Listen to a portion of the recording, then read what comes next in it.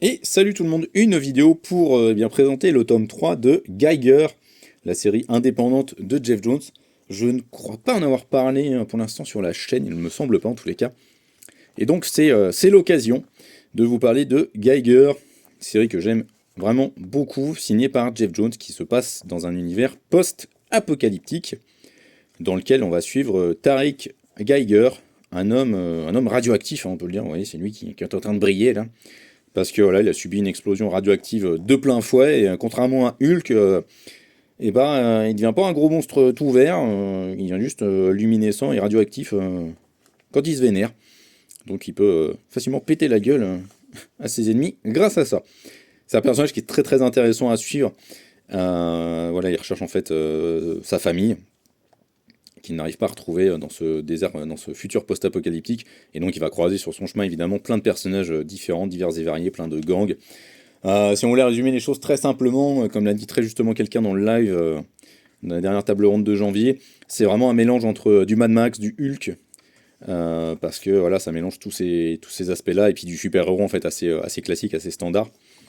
C'est ce qui est assez fascinant en fait avec Geiger, c'est ce que je dis aussi tout le temps. Il n'y a rien de...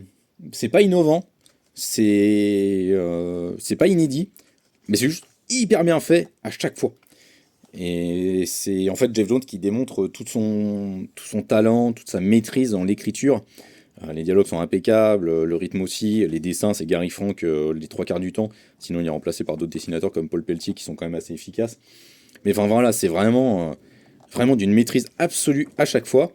Ça se passe dans un univers partagé, vous le voyez, s'il y a The Unnamed qui est marqué là. C'est un univers partagé, alors plutôt partagé vraiment au niveau basique, hein. Parce que pour l'instant, typiquement, il n'y a pas eu de crossover. En fait, vous pouvez ne suivre que Geiger et ça marchera très très bien. Vous pouvez compléter la lecture de Geiger par John Carjo qui est juste là, qui est un one-shot et qui est vraiment excellent. Mais vous n'êtes pas obligé de lire Redcoat, par exemple, qui se passe soi-disant dans le même univers, mais enfin voilà, on s'en fout, hein. Geiger, ça se suit très très bien tout seul. Pour l'instant, il n'y a pas eu de crossover ni rien. On va voir s'il le fera plus tard, mais j'ai quand même des doutes.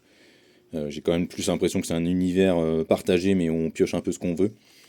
Et donc, dans ce tome-là, Geiger il va rencontrer une femme qui, elle aussi, a les mêmes pouvoirs que lui. Et on pourrait se dire que ça va voilà, le forcer à s'ouvrir un peu plus. Pas forcément. Mais ça montre comment un type essaie de survivre un peu à un deuil, essaie de lutter en gardant ses valeurs et ses convictions dans un univers qui n'en a plus beaucoup. Et donc c'est vraiment très très intéressant. James Jones fait vraiment un très très bon boulot et je vous conseille très fortement de découvrir Geiger parce que c'est vraiment vraiment très très bien. Ciao!